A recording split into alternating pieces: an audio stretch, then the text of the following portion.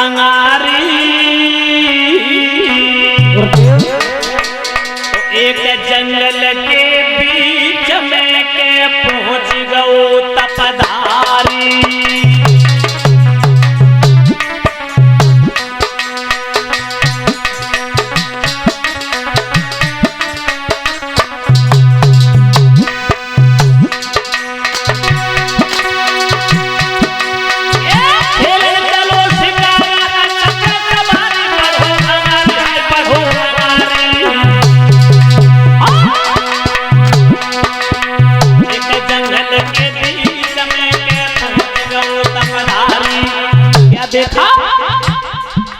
एक हिरना लखो अंगार सुनो सरदार नजर लगाए।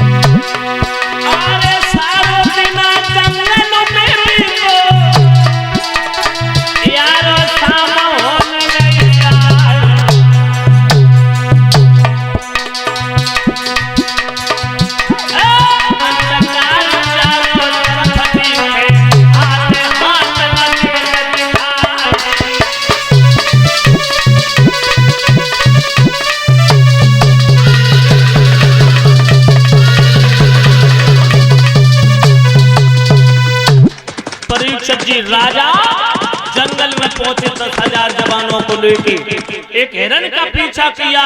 घोड़ा को पीछे दौड़ा देते, घोड़ा दौड़ता हुआ जा रहा है। आगे आगे हिरन, पीछे राजा का घोड़ा जिसके ऊपर सवार।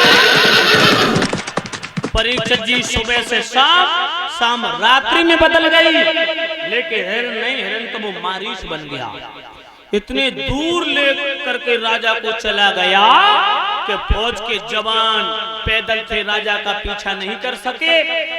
रात्रि हो गई, राजा को खोजने का प्रयास किया मगर राजा का कहीं अता पता नहीं। फौज के जवान 10,000 जवान वापस लौट आए। छोटी रानी सुरची के पास में आकर के खबर की, महारानी साहिबा तुम्हारे पति तो एक हिरन का पीछा करते करते बहुत दूर निकल गए। मैंने खोजने की कोशिश की मगर राजा का कहीं अता पता नहीं चला। रानी सुरची बोली, जाओ, तुम लोग पैदल थे, वो घोड़ा पर सवार, घुड़सवारी की पिछाई कैसे कर सकता पैदल यात्री? ऐसा करो, जाओ, तुम लोग हारे थके हो, सारे दिन पीछे भागते रहे जंगल में हिरन के पीछे, जाओ भोजन करो और भोजन करने के बाद विश्राम करो। मेरे पति लड़ाकू हैं, मौत भी उनके बाल बांका नहीं कर सकती, वो आते ही होंगे।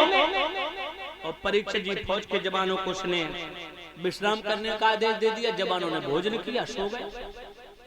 और सुरची ने परीक्षित जी राजा का इंतजार नहीं किया, 18-20 रोटी खींची और जब चकाचक पेट भर गया सोई चुपचाप कुंडी बंद कर ली और पलंग पर लेट गई। बोली, आएंगे तब जगाएंगे, तब जाग जाएंगे। उसे नहीं मालूम जिंदा होकर मर गई और चुपचाप घुर्राटा लेके आराम से गहरी नींद में घुर्राटे लेके सो गई।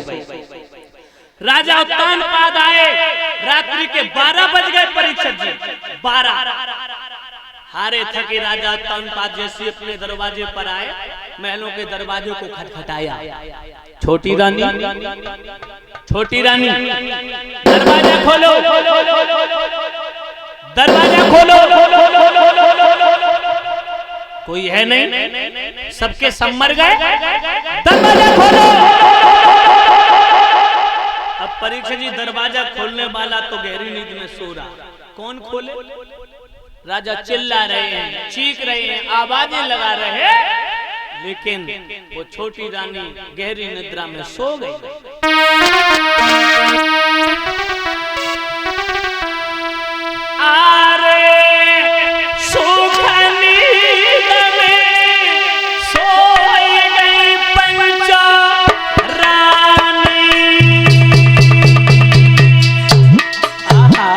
दरवाजा खोलो, मेरी आवाज नहीं सुन रही हो? दरवाजा खोलो। आहा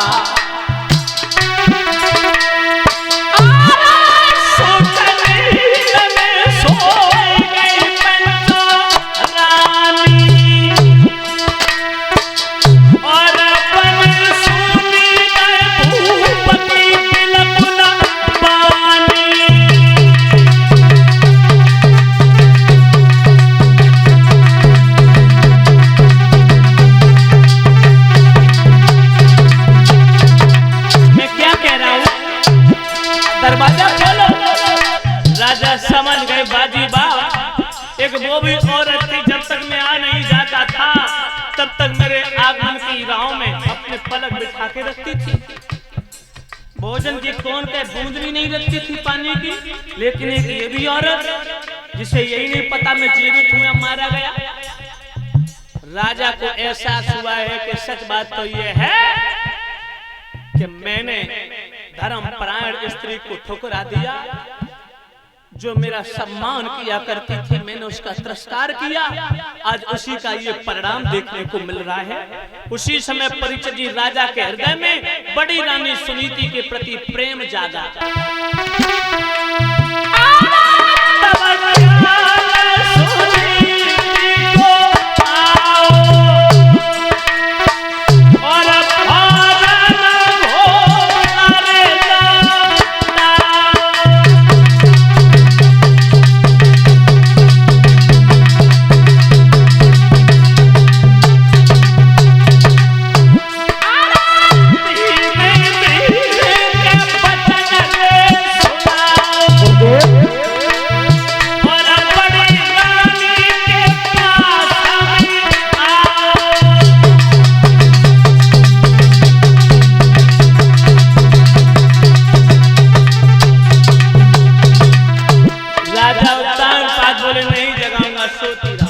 कोई मतलब नहीं, सोने दो, खूब जी भर के सो लो।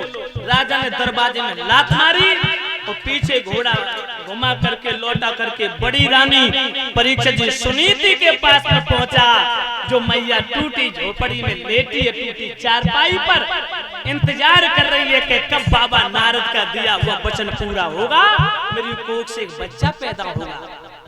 राजा उत्तानपाद पहुंचे, आवाज लगाई, बड़ी रानी, बड़ी रानी, क्या तुम भी सो रही हो? दरवाजा खोलो। क्षमा करना, बहुत दिनों बाद तुम्हारी याद आई, तुम्हारे पास आया, दरवाजा खोलो। परीक्षित जी बड़ी रानी सो नहीं रही थी, वो तो जाग रही थी, लेकिन जो रात्रि के समय राजा को देखा हाथ में तलवार, रानी मन में सोचने लगी, हो सकता वैसे तो कभी नहीं आते थे, आज आए, वो भी रात्रि के समय। मेरी सौत ने मुझे मारने के लिए भेजा, आज मैं अपने पिया के हाथों मारी जाऊंगी।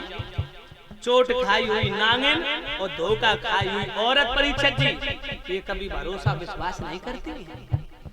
राजा ने कहा, अरे पगली, दरवाजा खोल, मैं तेरी सोच से छुप के आया। जो कहा सोच से छुप के आया, रानी समझ गई, दरवाजा खोल दिया। मेरे पिया छुप के आया, दरवाजा टूटे से किवाड़े खोल दिए, राजा को अंदर बुला लिया, दरवाजा बंद कर लिया, कोई देख ना ले, छोटी रानी सुर्ची से ना बोल दे।